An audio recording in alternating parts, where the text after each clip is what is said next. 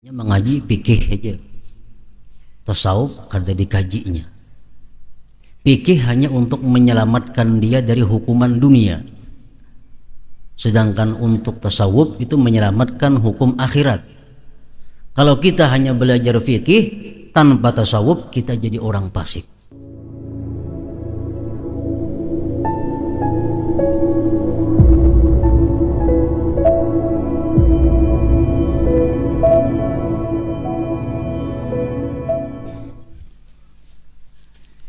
Bismillahirrahmanirrahim. Alhamdulillahi rabbil alamin wa bihi nasta'in ala umurid dunya waddin. Wassalatu wassalamu ala sayyidina Muhammadin khairil anbiya wal mursalin wa ala alihi wa sahbihi wat tabi'in wa man tabi'ahum bi ihsanin ila yaumiddin. Amma ba'du, faqad qala al-musannif al-imam Abu Hamid al-Ghazali rahimahullah wa nafa'ana bi ulumihi fid dharain amin. Jika kamu bertanya,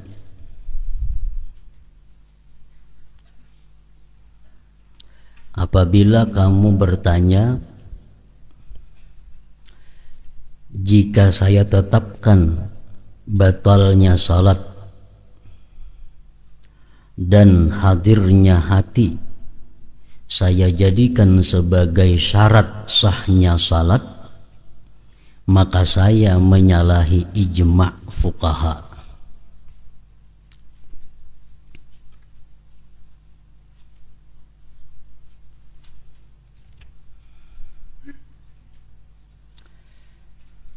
Karena mereka tidak mensyaratkan kecuali hadirnya hati ketika takbiratul ihram.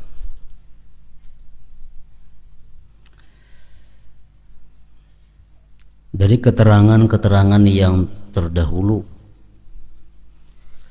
kelihatannya Imam Ghazali ini berpendapat bahwa hadirnya hati kita di dalam sembahyang itu merupakan syarat sahnya salat. Lalu andai kata di dalam sembahyang itu hati kita lalai, hati kita tidak hadir sebagaimana ucapan dan perbuatan kita, maka sembahyangnya tidak sah. Nah, lalu ada yang bertanya kepada Imam Ghazali. Ujar orang, wahai Imam Ghazali, apabila engkau menetapkan bahwa hadirnya hati di dalam salat itu merupakan syarat sahnya sembahyang, maka engkau bertentangan dengan ijma' ahli fikih, ijma'nya fuqaha. Sedangkan ahli fikih telah mengatakan bahwa hadir hati itu di dalam sembahyang disyaratkan cuma dalam takbiratul ihram. Selain pada itu tidak disyaratkan hadirnya hati.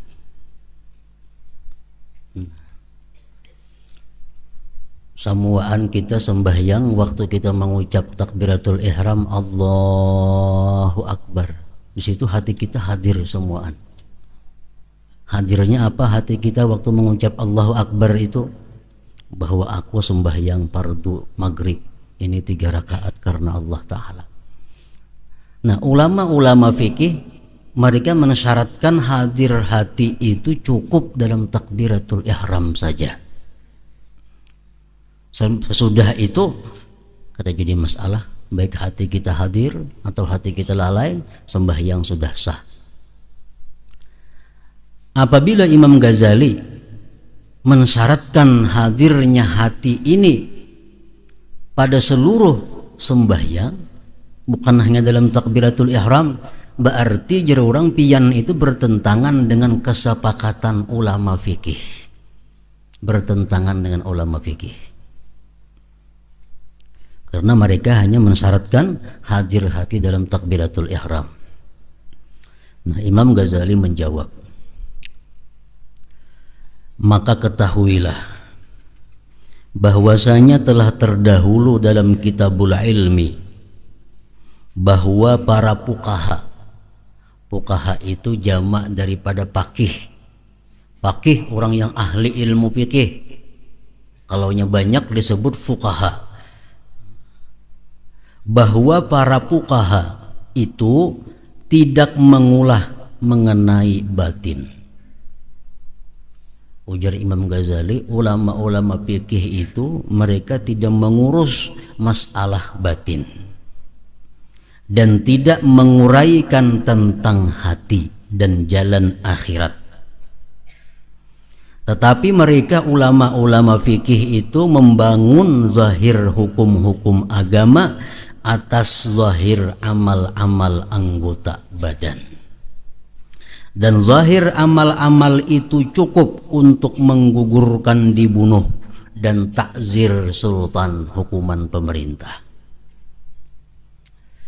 Kalau andai kata kita negara Islam,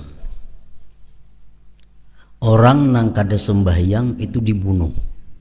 Kalau kita memakai hukum Islam, orang nang kada sembahyang itu dibunuh.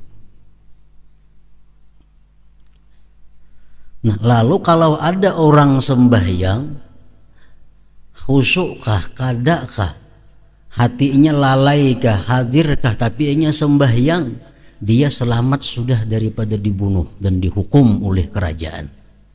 Nah, tugas ulama fikih hanya untuk itu.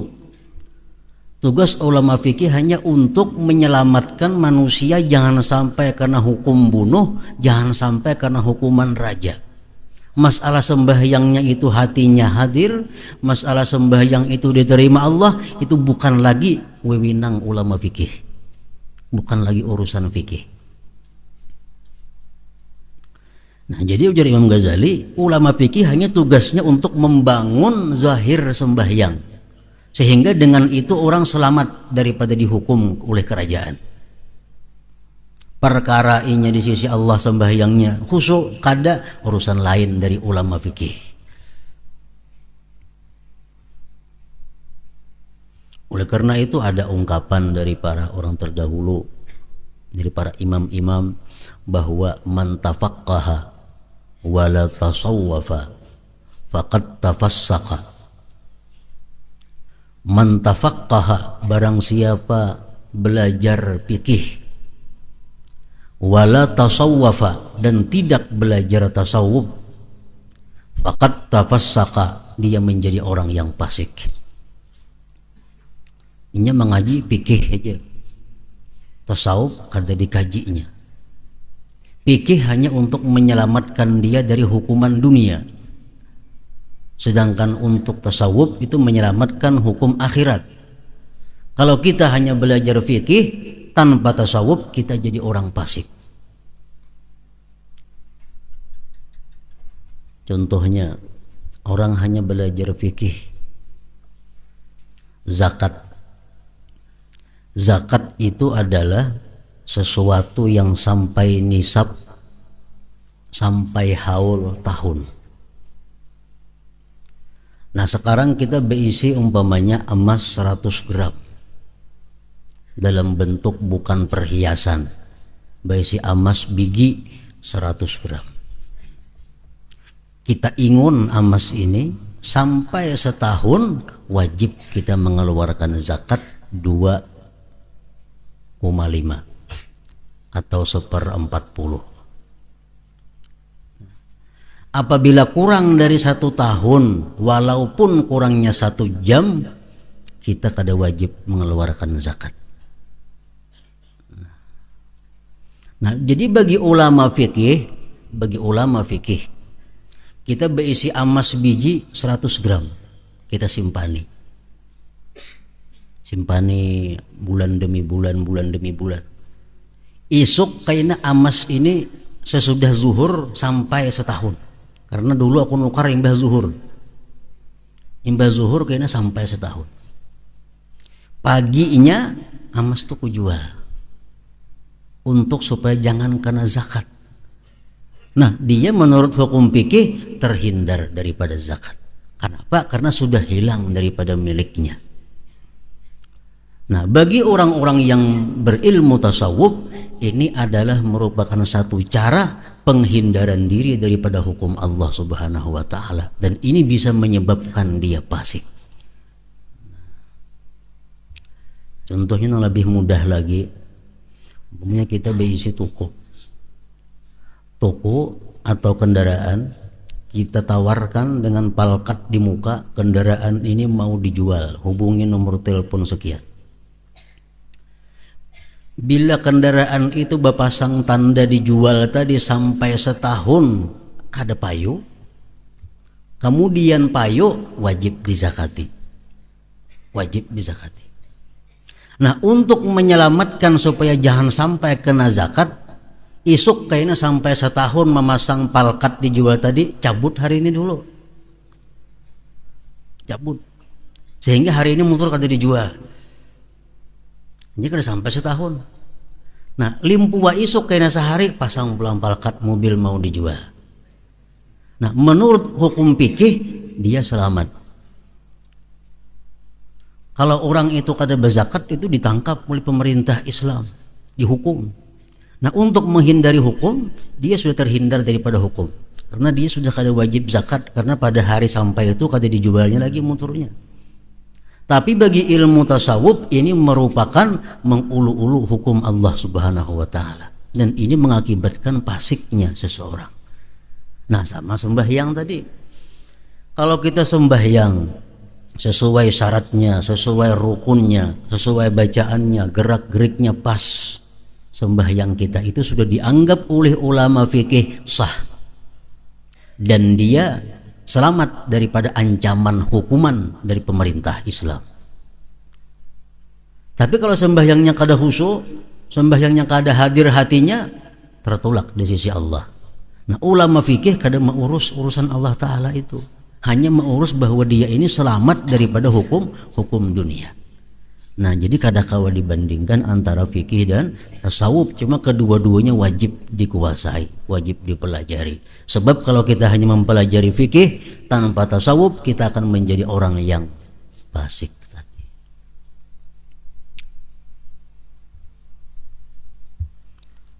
Termasuk lagi hukum fikih, kalau kita berhutang 1 juta rupiah, atau berhutang misalnya 600.000 rupiah, berhutang 600.000 rupiah lawan Pulan bin Pulan. Ujar kita, wahai Pulan bin Pulan, bila ikam hakun menghutangi aku 600.000 rupiah, ikam hakun menghutangi, aku bernazar mencicil tiap bulan 100.000 rupiah selama 12 bulan. Bila ikam hakun menghutangi aku 600.000 rupiah, aku bernazar kepada Allah membayar hutang itu kena aku cicil tiap bulan 100.000 sampai 12 bulan setahun. Jadi bayarnya 1.200.000. Nah, ini kada riba menurut ulama fikih. Kada riba. Kenapa? Karena itu nazar dipakainya kalimatnya. Kada riba. Amunnya langsungnya berhutang 600.000, karena aku bayarnya 1 juta, itu riba menurut ulama fikih. Tapi kalau kita pakai istilah nazar tadi, itu sudah kada riba lagi. Nah, menurut orang-orang tasawuf itu lebih berat daripada riba lagi yang pakai nazar tadi, karena itu mengulu-ulu hukum Allah Subhanahu wa taala. Nah, itu perbandingan antara fikih dan tasawuf.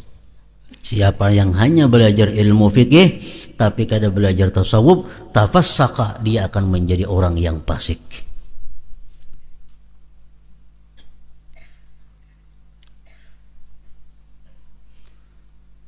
Kemudian sambungannya, wa man tasawwafa wa la tafaqqaha, barang siapa hanya menuntut ilmu tasawuf tapi tidak menuntut ilmu fikih, faqad tazandaqa, dia akan menjadi murtad. Tasawuf saja dikajinya, fikih kada, tazandaqa, dia akan jadi murtad. Berat lagi. Orang yang bertasawuf, orang yang selalu hubungannya kepada Allah Subhanahu wa taala. Melihat buah orang itu buah ampun Allah taala, boleh aja dimakan. Kadang menghimbau lagi urusan syariat. Ada sepeda motor orang, ini ampun Allah taala, kau aja dipakai. Nah, itu ilmu tasawuf, fikihnya kadada. Kalau kita demikian prinsip kita, tazandaka, kita jadi murtad.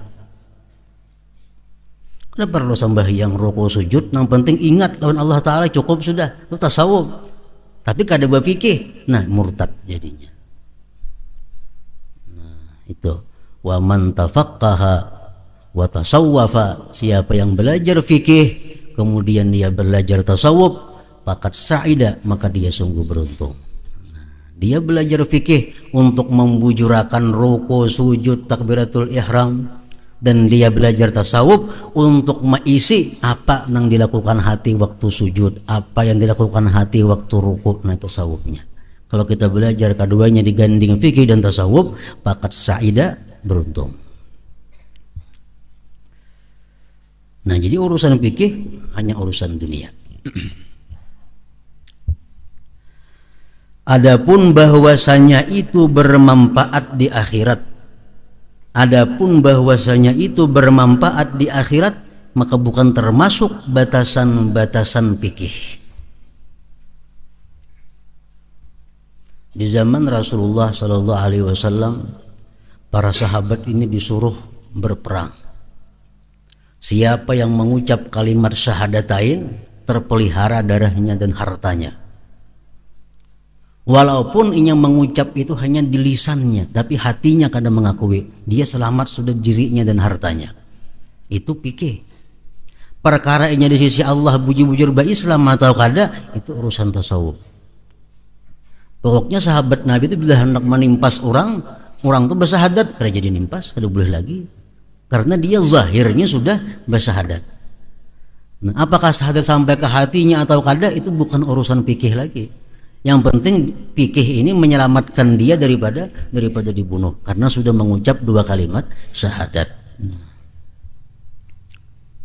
Adapun bahwasanya itu bermanfaat di akhirat, maka bukan termasuk batas-batas fikih. Dan bacaannya tidak mungkin untuk mengaku ijma. Tadi kan dikatakan kalau pian Imam Ghazali mengatakan bahwa hadir hati di dalam sembahyang itu merupakan syarat sahnya sembahyang, berarti pian menyalahi ijma. Ujasidin kadakawa dikatakan menyalahi ijma. Kalau aku katakan bahwa hadir hati dalam sembahyang itu adalah merupakan syarat sah salat, itu bukan menyalahi ijma. Karena kada semua ulama seperti ulama fikih tersebut. Telah dinukil dari Bishr bin al-Harith mengenai apa yang diriwayatkan oleh Abu Talib al-Makki dari Sufyan ats-Tsauri bahwasanya ia berkata, siapa yang tidak khusyuk maka salatnya rusak. Jadi Imam Ghazali kada aku sorangan yang mengatakan itu. Nang lain pun banyak juga yang sependapat lawan aku bahwa siapa sembahyangnya kada khusyuk sembahyangnya rusak. Antara lain Sufyan Tsauri bahwasanya ia berkata siapa yang tidak khusyuk maka salatnya rusak. Dan diriwayatkan dari Al-Hasan Basri bahwasanya beliau berkata, setiap salat yang mana hati tidak hadir padanya, maka salat itu lebih cepat kepada siksaan. Salat yang hatinya tidak hadir itu lebih cepat mendatangkan siksaan daripada mendatangkan manfaat. Dan dari Mu'adz bin Jabal, barang siapa mengetahui orang yang di sebelah kanan dan kirinya dengan sengaja padahal ia di dalam salat, maka tidak ada salat baginya. Banyak saja kawan Imam Ghazali, bukan aku seorangan yang berpendapat itu bahwa hadir hati itu syarat dalam sembahyang. Kita sembahyang Allahu Akbar, sembahyang datang orang sebelah kanan, kalau kita hendak tahu siapa sebelah kanan kuning, nah itu sudah batal sembahyangnya. Ujar Mu'adz bin Jabal, Barang siapa mengetahui orang yang di sebelah kanan dan kirinya dengan sengaja padahal ia di dalam salat, maka tidak ada salat baginya. Ada sembahyang lagi ngarannya itu, karena hendak tahu sudah.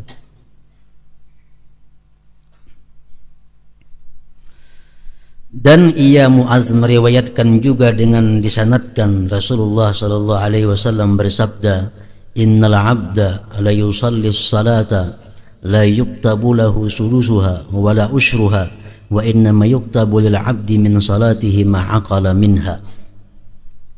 Artinya sesungguhnya hamba salat dengan suatu salat tidaklah ditulis 1/6 baginya dan tidak 1/10-nya, namun yang ditulis bagi hamba itu dari salatnya sesuatu yang dipikirkan daripadanya. Jadi seapa kita bisa hadir hati dalam sembahyang, itulah yang dicatat sebagai sembahyang oleh Allah Subhanahu wa taala. Yang mana hati kita kada hadir, itu diliung kada dicatat. Jadi seorang hamba ada nang hanya 1/10 daripada sembahyangnya nang kawa diterima Allah, ada nang hanya 1/6. Tergantung hadirnya hati, khusyuknya seseorang tadi. Dan ini seandainya dinukil dari lainnya Rasulullah, niscaya menjadi mazhab. Makanya pendapat macam itu bahwa seorang hamba tidak ditulis baginya kecuali 1/6, 1/10, yang ditulis hanya waktu hatinya hadir. Seandainya itu bukan dari Rasulullah, dari imam siapakah, niscaya menjadi mazhab. Maka bagaimana tidak dipegangi? Bagaimana tidak dipegangi?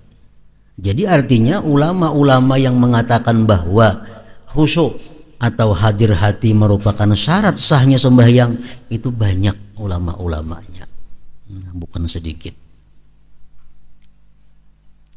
Abdul Wahid bin Zaid berkata, ulama sepakat. Kata Abdul Wahid bin Zaid, ulama sepakat bahwasanya tidak ada bagi hamba dari salatnya kecuali sesuatu yang dipikirkan daripadanya, lalu dijadikannya ijma.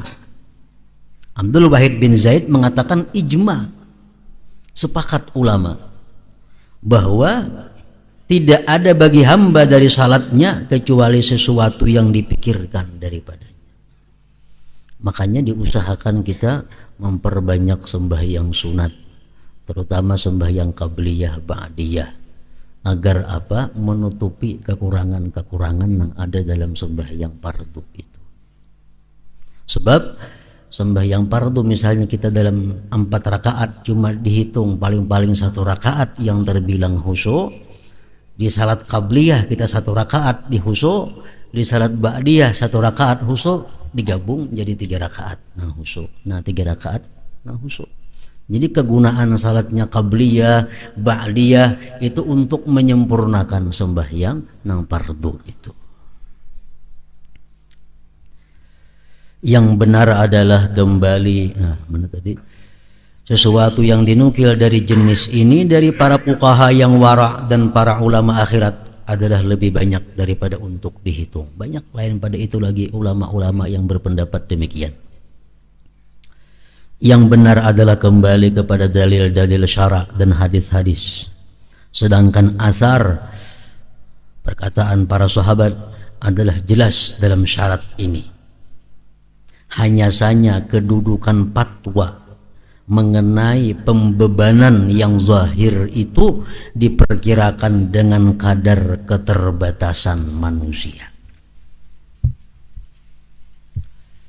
Padahal para ulama-ulama dari masa sahabat, hadis-hadis Nabi menjelaskan pentingnya itu khusyuk dalam sembahyang.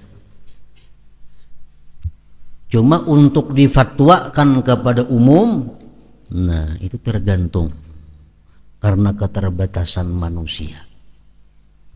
Kalau andai kata diwajibkan bahwa ke-4 rakaatnya itu kita khusyuk kada boleh lingah, itu kada mungkin untuk bisa dilakukan oleh semua manusia. Nah, maka tidak mungkin untuk disyaratkan kepada manusia penghadiran hati dalam seluruh salat. Tidak mungkin. Karena hal itu melemahkan seluruh manusia, kecuali sedikit orang nangkawa sembahyang itu khusyuk ke seluruh rakaatnya. Apabila tidak mungkin mensyaratkan secara menyeluruh karena darurat,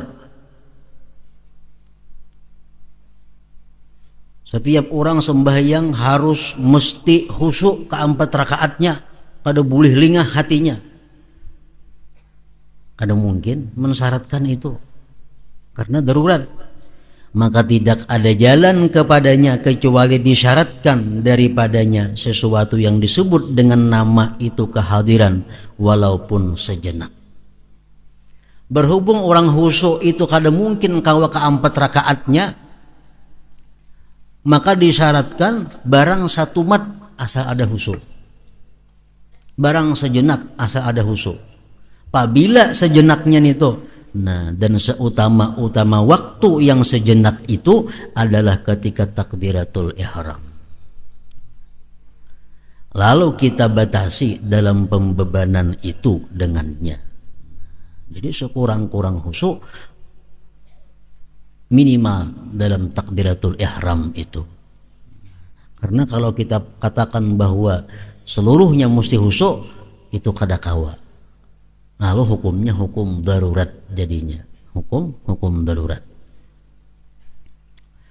Dalam pada itu kami berharap agar tidak adalah keadaan orang yang lalai itu dalam seluruh salatnya kecuali ketika takbiratul ihram. Tertinggal kecuali ketika takbiratul ihram.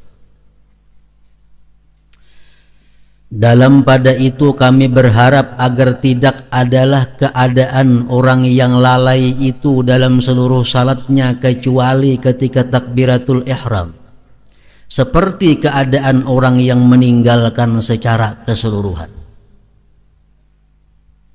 Kita berharap, ujar Imam Ghazali, kita berharap bahwa orang yang hanya khusyuk dalam takbiratul ihram, lainnya pray, kita berharap bahwa itu tidak seperti keadaan orang yang kada khusyuk semuaan sama sekali.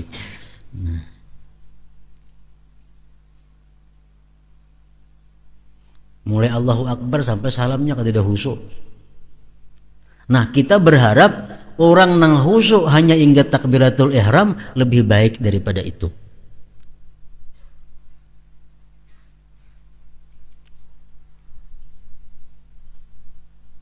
Sesungguhnya secara jumlah ia maju untuk mengerjakan. Orang sembahyang tadi dia maju sudah mengerjakan salat zahirnya dan menghadirkan hati sejenak ketika takbiratul ihram. Itu sudah, dia sudah punya etikat baik sembahyang, dia kawa hadir hati walaupun hanya takbiratul ihramnya aja, itu sudah baik. Ketimbang orang nang mulai awal sampai akhir kada ada hadirnya. Nah, kita berharap macam itu yang pertama lebih baik. Bagaimana tidak orang yang salat dengan berhadas karena lupa, maka salatnya batal di sisi Allah Ta'ala. Tetapi ia mendapat pahala sesuai dengan perbuatannya dan atas kadar kelalaian dan uzurnya.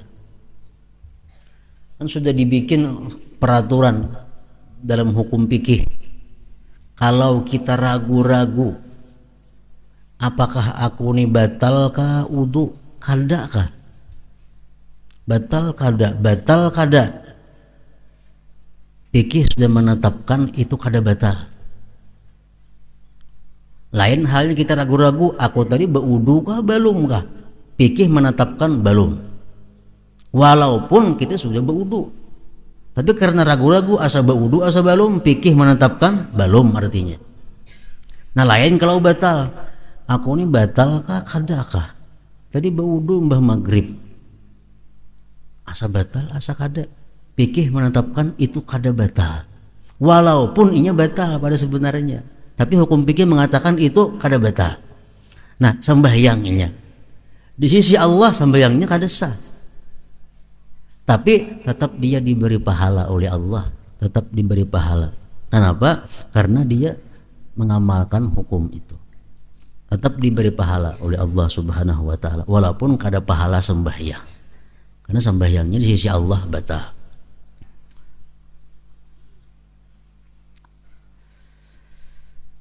Bagaimana tidak orang yang salat dengan berhadas karena lupa, maka salatnya batal di sisi Allah.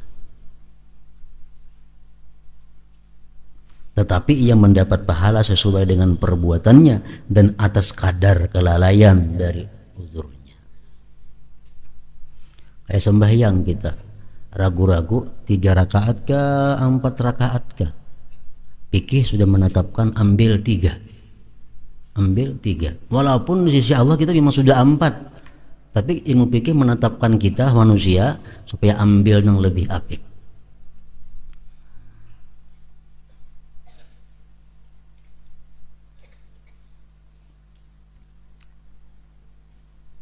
Atas harapan ini,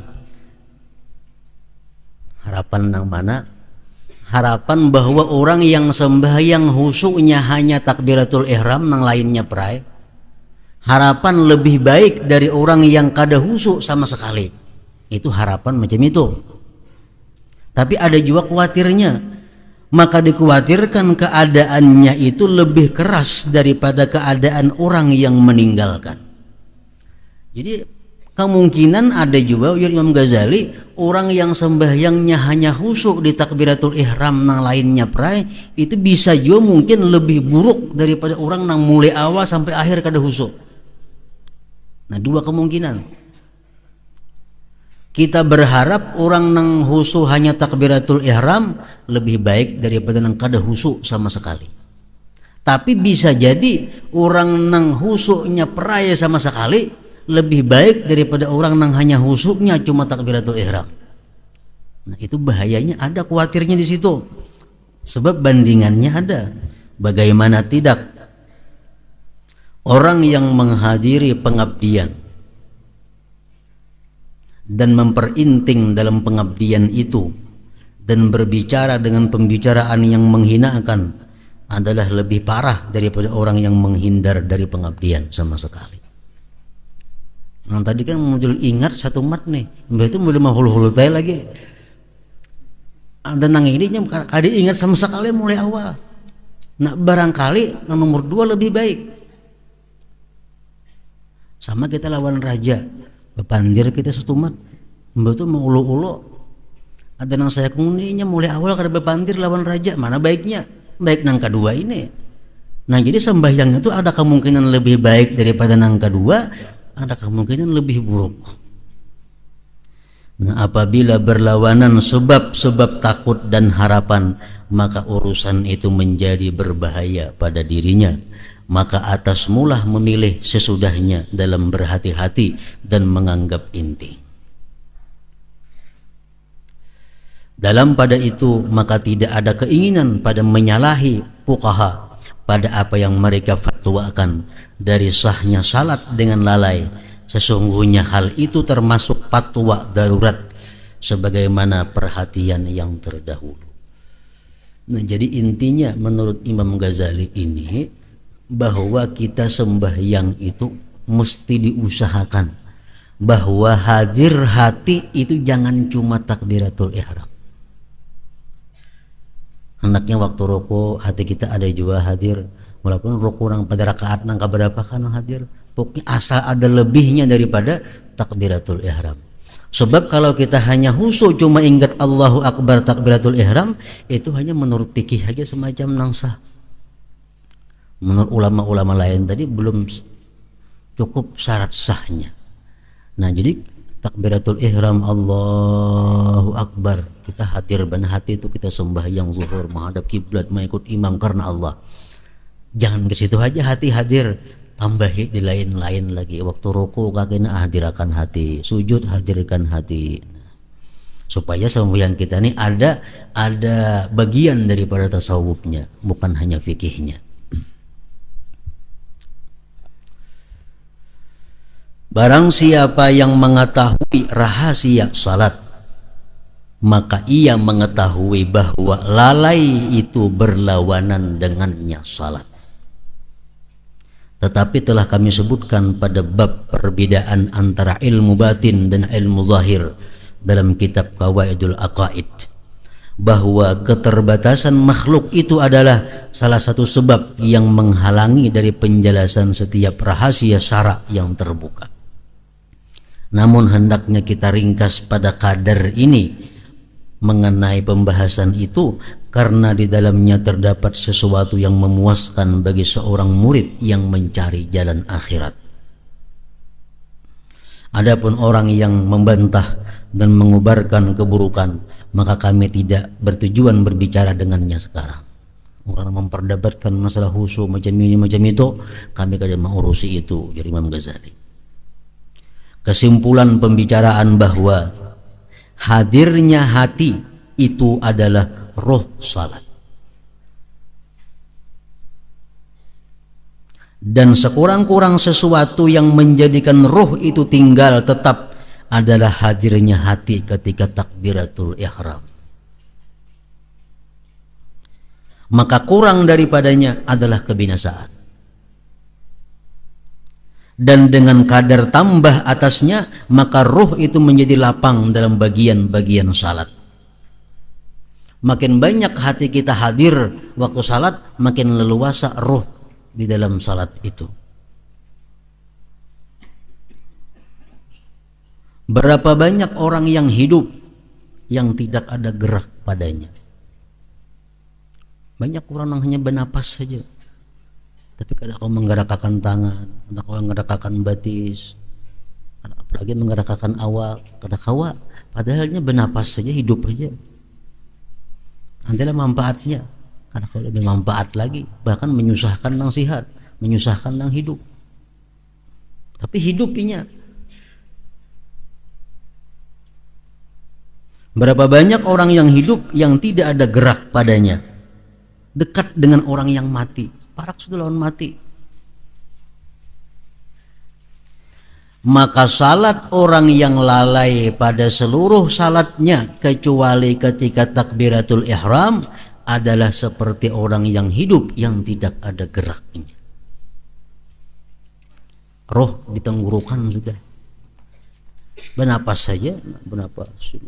Di kiyau ada mendengar lagi, ibadahi kada pinandu lagi, ngerakakan tangan kada kawa lagi, kutu-kutu pehinat, hidup aja inya. Dipatak salah dia masih hidup, atau dipatak dia kada kenapa-napa lagi. Nah itu sama orang nang sembahyang hanya khusyuk hingga takbiratul ihram, hidupnya bebaya hidup. Maka salat orang yang lalai pada seluruh salatnya kecuali ketika takbiratul ihram adalah seperti orang yang hidup yang tidak ada geraknya. Kita memohon kepada Allah akan baiknya pertolongan Allah subhanahu wa ta'ala. Nah, penjelasan mengenai makna-makna batin yang menyempurnakan hidupnya salat. Ketahuilah bahwa makna-makna ini banyak ungkapan-ungkapan tentangnya, tetapi menghimpunkan akan dia oleh 6 kalimat secara jumlah. Bila 6 kalimat ini ada pada diri kita waktu salat, salat kita hidup sempurna. Hadirnya hati. Yang kedua pemahaman. Yang ketiga pengagungan. Yang keempat haibah. Yang kelima harapan. Yang ketujuh dan malu. Yang keenam dan malu. Hadirnya hati, pemahaman, pengagungan, haibah, harapan dan malu. Nah 7 sifat itu kalau ada dalam hati kita waktu sembahyang kita hidup bermanfaat. Maka hendaklah kami sebutkan perincian-perinciannya, kemudian sebab-sebabnya, kemudian pengobatan dan pengusahaannya. Adapun perincian-perincian itu, maka yang pertama adalah 1. Hadirnya hati. Apa dimaksud dengan hadirnya hati itu? Sembahyang hendaklah dihadirkan hati. Apa maksudnya hadir hati ini tuh?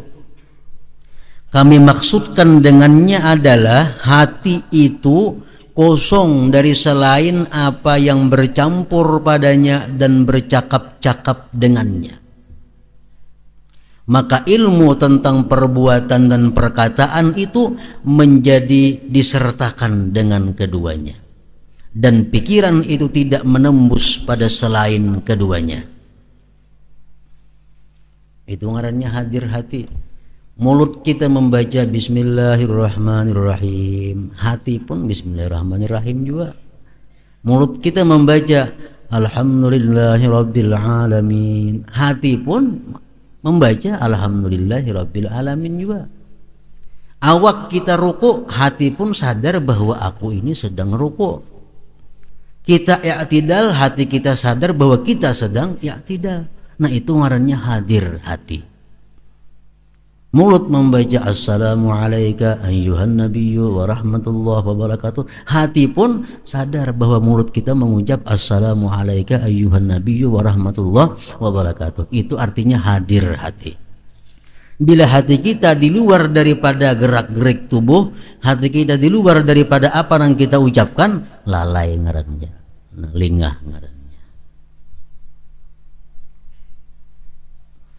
Manakala pikiran berpaling dari selain dari sesuatu yang ia padanya, dan di dalam hatinya ingat kepada sesuatu yang ia padanya, serta ia tidak lalai dari segala sesuatunya, maka telah tercapailah kehadiran hati. Itu artinya hadir hati. Walaupun kada paham, ada paham kadang apa artinya ya karena abudun itu. Artinya kada tahu, cuma mulutnya mengucap, hatinya kayak itu juga, iya karena abudu juga hadir ngarannya. Mulutnya kada tahu ngapakah artinya qul ya ayyuhal kafirun, tapi mulutnya mengata qul ya ayyuhal kafirun, hatinya pun mengata qul ya ayyuhal kafirun. Nah itu sudah hadir ngarannya hati. Bila kita kau macam itu, kita sudah dapat 1/6 daripada khusyuk ngarannya. 1/6 daripada khusyuk. Yang kedua, pemahaman.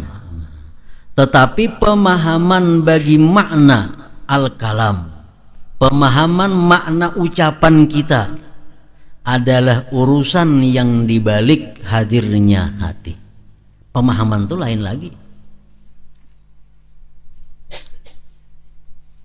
Hati kita hadir belum tentu paham. Hati kita mengatakan sesuai mulut iyyaka na'budu wa iyyaka nasta'in, belum tentu hati kita mengerti apa itu. Nah, adalah urusan yang dibalik hadirnya hati. Barangkali hati itu hadir bersama lafaz, namun tidak hadir bersama makna lafaz. Kadang-kadang tahu maknanya. Maknanya kada tahu, jadi mulut mengata alhamdulillahirabbil alamin, hati pun juga alhamdulillahirabbil alamin. Nah, apa maknanya kada tahu. Maka mencakupnya hati terhadap ilmu dengan makna lafaz, itulah yang kami maksudkan dengan pemahaman. Nah, kalau kita misalnya mulut mengata alhamdulillahirabbil alamin, hati pun sadar bahwa kita mengata alhamdulillahirabbil alamin, dan kita paham itu artinya alhamdulillahirabbil alamin, berarti dapat 2/6 daripada khusyuk. 2 sudah dapat. Hadir hati sebuting, pahamnya sudah. Mulut kita mengata at-tahiyyatul mubarakatus salawatut tayyibatu lillah. Hati kita pun mengiringi at-tahiyyatul, dan paham hati kita at-tahiyyatun apa maksudnya, artinya paham. Nah itu sudah, kalau macam itu dapat 2 sudah kita, 2 dari 6.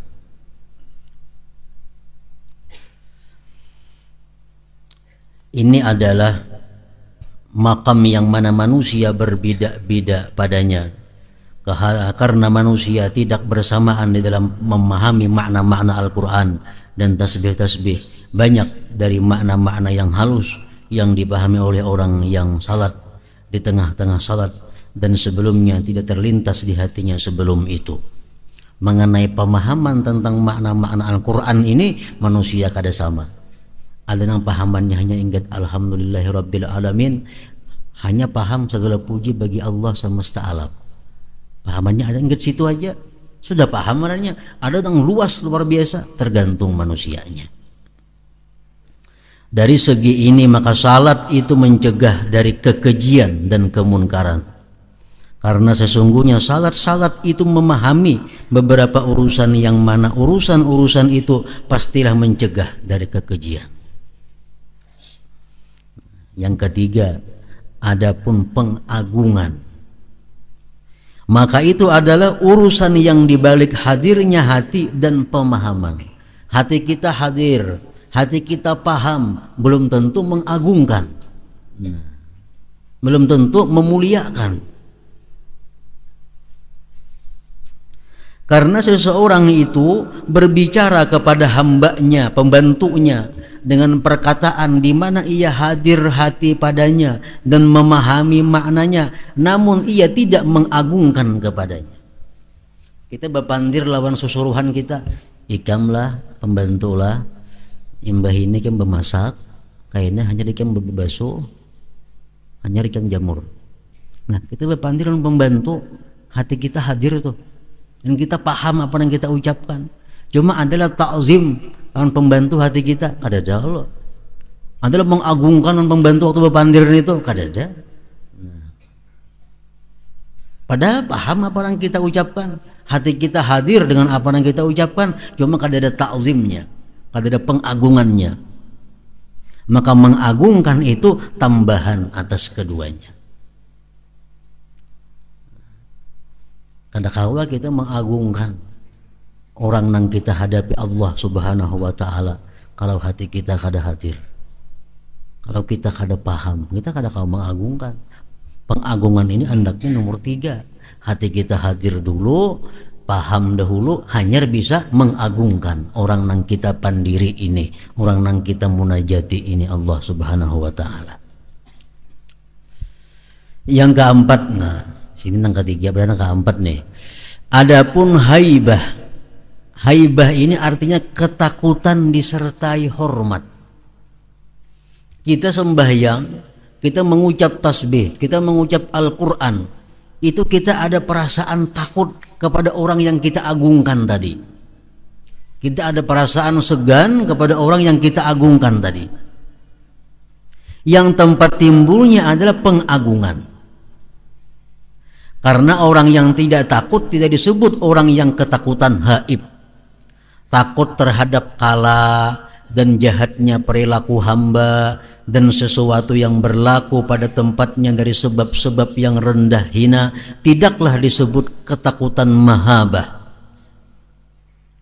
Kita takutan lawan ular, itu ngarannya bukan haibah. Kenapa?